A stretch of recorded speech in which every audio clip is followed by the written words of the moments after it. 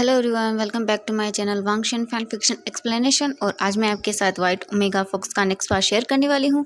Please channel पे नए आए हैं तो प्लीज़ चैनल को सब्सक्राइब, और वीडियो पसंद आती है तो लाइक भी कर दीजिएगा। आपके एक लाइक और एक सब्सक्राइब से मुझे मोटिवेशन मिलेगी नेक्स्ट वीडियो जल्दी से जल्दी बनाने के लिए। तो चलिए आज का पार्ट हम शुरू करते हैं। तो इससे पहले वाले पार्ट में हमने देखा था कि वी यिंग के मॉम डैड कैंग से सेरन और वी चांग से जिंदा है, और वो किसी वजह से वो वी यिंग को अपने आप से दूर रख रहे हैं, और वो वापस से विंग को लाने के लिए बहुत ही जल्द आने वाले हैं। हमें वैन चाओ को भी दिखाया गया था, जो कि अपने पिता वैन रूहान की मौत का बदला लेना चाहता है, वो भी कैसे सेरन और वी चांग से। और वो वी किंग के बारे में पता लगाने के लिए शू यंग को भेज देता है। और वहाँ दूसरी तरफ लैन चिरेन भी वी चांग से और कैंग से सेरन को ही ढूंढ रहा है। आखिर क्यों, ये तो हमें आगे आने वाले टाइम में ही पता चलेगा। तो चलिए आज का पार्ट हम शुरू करते हैं। लैन चिरेन अपने रूम के अंदर बैठा हुआ था और वो वहाँ से खड़ा होता है। उसके बाद वो जल्दी से अपने एक और रूम के अंदर जाता है, और वो वहाँ पर जाकर एक जगह बैठ जाता है और वो फिर से मेडिटेशन करने लगता है। तभी लैन चिरन की आंखें जल्दी से खुल जाती हैं, और वो अपने आप को शांत करते हुए बोलता है कि वी चंग से और कैंग से सेरन, मैं तुम दोनों को छोड़ूंगा नहीं।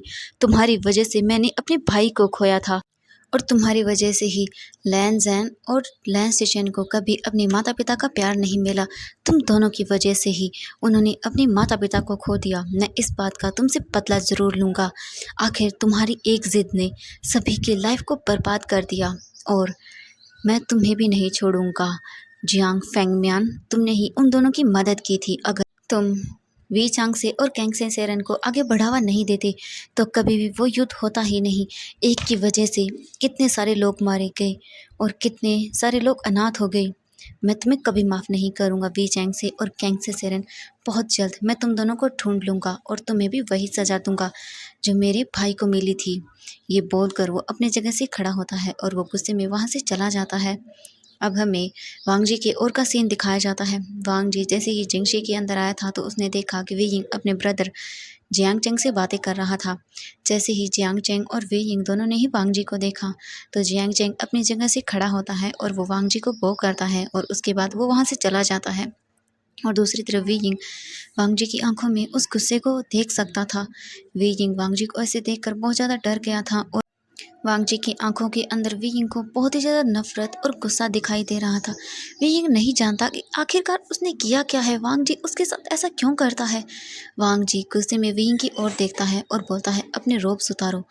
जैसे ही वी यिंग ने ये आवाज़ सुनी, इतनी क्रूर तरीके से वांग जी ने बोला, वी यिंग बहुत बुरी तरह से डर गया था, और वो बहुत ही मुश्किल से बोलता है, राजकुमार, मैंने कुछ गलत किया है, प्लीज़ आप ऐसा क्यों कर रहे हैं। वांग जी जल्दी से विंग के पास आता है और वो उसके फेस को पकड़ लेता है और बोलता है, हाँ तुमने गलत किया है, तुमने बहुत गलत किया है, जिसकी तुम्हें पनिशमेंट देना ज़रूरी है। और मुझे बताओ तुम्हारे माता पिता कहाँ हैं। जैसे ही विंग ये सुनता है तो वो हैरान हो जाता है, क्या क्या मतलब है, उसके माता पिता कहाँ हैं। विंग को कुछ समझ नहीं आ रहा था। उसे अपने फेस पर बहुत ज़्यादा पेन हो रहा था, क्योंकि वांग जी ने विंग के फेस को बहुत ही टाइटली पकड़ा हुआ था, और वो बार बार विंग के फेस को और भी ज़्यादा पकड़ रहा था, जिस वजह से विंग को अपने फेस पर बहुत ज़्यादा पेन होने लगता है, और वो वांग जी से अपने फेस को छुड़ाने की कोशिश करता है, लेकिन वांग जी उसे और भी टाइटली पकड़ लेता है और बोलता है, मुझे बताओ वी चैंग से और कैंग से सेरन कहाँ है। ये सुनने के बाद वी यिंग वांग जी की ओर ही देख रहा था। उसकी आंखों से आंसू गिर रहे थे, क्योंकि उसे दर्द हो रहा था। और वांग जी है कि वी यिंग को छोड़ने का नाम नहीं ले रहा था। विंग ने कहा, मैं नहीं जानता, प्लीज़ प्लीज़ मुझे छोड़ दो, मुझे दर्द हो रहा है। वी यिंग बहुत मुश्किल से अपनी माउथ से ये वर्ड निकाल पाता है, लेकिन वांग जी पर इनका कोई असर नहीं था तो बस वांग जी की आंखों में गुस्सा। वो बहुत नफरत करता था वी यिंग से। वांग जी वी यिंग को एक जोर से पुश करता है, जिससे वी यिंग वहाँ नीचे फ्लोर पर गिर जाता है, और वो अपने फेस को दोनों हाथों से पकड़ लेता है, क्योंकि उसके फेस पर बहुत ज़्यादा दर्द हो रहा था वांग जी के ऐसा पकड़ने की वजह से। वी यिंग वांग जी की ओर देखता है, प्लीज़ प्लीज़ राजकुमार, ऐसा मत कीजिए। मैं नहीं जानता आप क्या बोल रहे हैं, मुझे नहीं पता। आप मुझसे किसके बारे में पूछ रहे हैं। वांग जी जल्दी से विंग के पास आता है, और वो विंग को उसके हाथ से पकड़कर खड़ा करता है और बोलता है, तुम्हें अपने ही माता पिता के बारे में नहीं पता, ये हो नहीं सकता। तुम मुझे बताओ वो कहाँ हैं, मैं उन्हें जब तक तुम मुझे नहीं बताओगे, इसी तरह से मैं तुम्हें पनिशमेंट दूंगा जब तक तुम मुझे उनके बारे में बता नहीं देते। ये बोलकर वांग जी वी यिंग के रोप्स को उतारने लगता है। वी यिंग बहुत ही ज़्यादा वांग जी से स्ट्रगल करने लगता है अपने आप को छुड़ाने के लिए, लेकिन वांग जी वी यिंग से बहुत स्ट्रांग था। वो जल्दी से वी यिंग के अपर रोप्स को उतार देता है। वी यिंग बहुत बुरी तरह से डर गया था। वांग जी ने वी यिंग के फेस को पकड़ा और वो उसे फिर से बेड पर पुश कर देता है और बोलता है, बताओ मुझे वो कहाँ है। अगर तुमने मुझे बताया तो मैं ये सब कुछ नहीं करूँगा। वी यिंग वांग जी की ओर देखता है और बोलता है, मुझे मुझे नहीं पता आप क्या बोल रहे हैं। मेरे मेरे माता पिता तो जियांग फेंगम्यान और मैडम यू है। वांग जी वी यिंग की ओर देखता है और एक स्माइल करता है और बोलता है, नहीं, ऐसा नहीं है। क्या तुम्हें कुछ भी नहीं पता? ऐसा कैसे हो सकता है कि तुम्हें नहीं पता कि तुम्हारे असली माता पिता कौन है? तुम्हारे माता पिता वी टांग से और कैंग से सेरन है, न कि जियांग फेंगम्यान और मैडम यू। ये सुनने के बाद वी यिंग को बहुत ही बड़ा शौक लगता है। वो तो समझ नहीं पा रहा था कि ये वांग जी क्या बोल रहा है, ये किसका नाम ले रहा है और वो क्या बोल रहा है। वांग जी बहुत ही बुरी तरह से वी यिंग के कपड़ों को उतार देता है और वो वी यिंग को जल्दी से बेड पर अपने फोरहेड रिबन से बांध देता है। वी यिंग को कुछ भी समझ नहीं आ रहा था। वो कुछ देर वांग जी से स्ट्रगल करता है अपने आप को छुड़ाने के लिए, लेकिन वांग जी वी यिंग की ओर नहीं देख रहा था। वो बस वी यिंग के नेक पर और उसकी पूरी बॉडी पर उसे बाइट करने लगता है। वी यिंग को इससे बहुत पेन हो रहा था। इसके बाद वांग जी वी यिंग के जो लोअर कपड़े थे उन्हें भी उतार देता है और वो वी यिंग के साथ बहुत ही बुरी तरह से इंटीमेट होता है। वांग जी वी यिंग की ओर देखता है जो कि बहुत ही बुरी तरह से रो रहा था। वांग जी ने वी यिंग की ओर देखा और वो बोलता है, मुझे बताओ कि वो कहाँ है, वरना तुम्हें इसी पनिशमेंट को रोज़ झेलना पड़ेगा। मैं तुम्हें मार तो नहीं सकता हूँ, लेकिन तुम्हें अंदर से तोड़ ज़रूर सकता हूँ। ये बोलकर वांग जी वी यिंग के साथ बहुत ही बुरी तरह से इंटीमेट होने लगता है। वी यिंग को बहुत पेन हो रहा था। वी यिंग अपने आप को वांग जी से छुड़ाने की कोशिश भी करता है, लेकिन इसका कोई फ़ायदा नहीं था। वांग जी अपने बिल्कुल भी कोई हेल्प नहीं कर सकता था। वो बस इमोशनलेस वांग जी के नीचे पड़ा हुआ था और वांग जी बहुत ही बुरी तरह से वी यिंग के साथ इंटीमेट हुए जा रहा था। वी यिंग की बॉडी में अब कोई भी स्ट्रेंथ नहीं बची थी वांग जी को खुद से दूर करने के लिए। वो बस चुपचाप वांग जी जो कर रहा था उसे करने देता है। बस उसकी आंखों से आंसू गिर रहे थे। उसने अपनी आंखों को बहुत ही कसकर बंद कर लिया था और वांग जी वी यिंग के साथ बहुत ही ज़्यादा फोर्स के साथ इंटीमेट हो रहा था। वी यिंग इससे बहुत ही ज़्यादा पेन फील कर रहा था। उसे कुछ भी फील नहीं हो रहा था। वांग जी वी यिंग के साथ इंटीमेट इसीलिए हो रहा था ताकि वी यिंग उसे वी चंग से और कैंग से सेरन के बारे में बता सके। वांग जी वी यिंग के पेन से कोई मतलब नहीं रखता। उसे बस जानना है कि वो कहाँ है। वांग जी के अंदर जो इतने सालों से गुस्सा था वो सब वो वी यिंग पर निकाल रहा था, क्योंकि वी यिंग कैंग से सेरन और वी चैंग से का बेटा है। यही बस उसके लिए काफ़ी था वी यिंग को पनिशमेंट देने के लिए। वांग जी हर एक दिन वी यिंग को इसी तरह से टॉर्चर करना चाहता है ताकि जो दर्द उसने झेला है वो भी झेले। जो दर्द वी यिंग झेल रहा है वो उसका हकदार है, क्योंकि वो उनका बेटा है। वी यिंग को वांग जी हर दिन पनिशमेंट देना चाहता है, हर रात उसके साथ ये सब करना चाहता है ताकि वो इस टॉर्चर को सहे और वो उसे बता सके जो उसने इतने सालों से सहा है। लेकिन वांग जी ये नहीं जानता कि वी यिंग को उसके पेरेंट्स के बारे में कुछ नहीं पता। वी यिंग जब से ये सब चीज़ें समझ पाया है उसने यही समझा है कि मैडम यू और जियांग फेंगम्यान है उसके पेरेंट्स हैं। उसे सच्चाई के बारे में नहीं पता है, क्योंकि उसके मेमोरीज को मिटा दिया गया था, जिस वजह से वी यिंग को कुछ भी याद नहीं है। जो आवाज़ें उसे सुनाई देती हैं वो वी यिंग के पास्ट की हैं। वो वी यिंग के जब वो छोटा था उस वक्त की है, जब वो सब हुआ था उस टाइम की है, जो कैंग से सेरन और वी चैंग से ने मिटा दी थी, क्योंकि वो नहीं चाहते थे कि वी यिंग इन यादों की वजह से सफ़र करे। और उन्होंने बस यही कहा कि आज से ये वी यिंग जियांग फेंगम्यान और मैडम यू का बेटा है, और सब ने इसे एक्सेप्ट कर लिया था। वांग जी वी यिंग को टॉर्चर करने के बाद उस रूम से बाहर चला जाता है और वो अपने रोब्स को पहन लेता है। वांग जी इस वक्त बहुत गुस्से में था। वी यिंग को इतना टॉर्चर करने के बाद भी वांग जी को सेटिस्फाइड नहीं मिला था। वो और भी वी यिंग को टॉर्चर करना चाहता था, लेकिन वांग जी ने जब देखा कि वी यिंग बेहोश हो गया है, जब जाकर वांग जी ने वी यिंग को छोड़ दिया और वो वहाँ से चला गया। वी यिंग विदाउट कपड़ों के वहाँ बेड पर पड़ा हुआ था। उसकी पूरी बॉडी पर वांग जी के बाइट मार्क्स थे और उसकी बॉडी से उन बाइट मार्क्स से ब्लड भी निकल रहा था। वी यिंग बेहोश हुआ वहाँ बेड पर पड़ा हुआ था। उसे कुछ भी नहीं पता कि अभी उसके साथ क्या हुआ, क्योंकि वी यिंग तो बहुत पहले ही बेहोश हो गया था। उसके बाद भी वांग जी ने साथ इंटीमेट होना बंद नहीं किया जब तक कि वो पूरी तरह से सेटिस्फाइड नहीं होता। वांग जी अभी भी विंग से बिल्कुल भी सेटिस्फाइड नहीं था, उसका गुस्सा बिल्कुल भी शांत नहीं हुआ था। वांग जी अपने आप को शांत करने के लिए क्लाउड रिसेस के माउंटेन पर चला गया था और वो वहाँ जाकर कोल्ड स्प्रिंग में बात लेता है ताकि उसकी बॉडी शांत हो सके, जो गुस्सा उसके अंदर है वो उसे बाहर निकाल सके और अपने आप को शांत कर सके। वे यिंग उसी कंडीशन के अंदर वहाँ बेड पर पड़ा हुआ था। वांग जी इसकी कोई केयर नहीं करता कि उसने विंग को किस हालत में वहाँ बेड पर छोड़ा है। उसे तो बस वांग जी को विंग से बस बदला लेना था। वांग जी वहीं पानी के अंदर ही अपने आप को मेडिटेट करने लगता है और वो अपने आप को शांत करने लगता है। और वहाँ दूसरी तरफ वे यिंग वहीं बेड पर ऐसे ही पड़ा हुआ था बिना किसी इमोशन के। कुछ टाइम के बाद अब हमें मॉर्निंग का सीन दिखाया जाता है। मॉर्निंग हो चुकी थी और वे यिंग इमोशनलेस वहाँ बेड पर पड़ा हुआ था।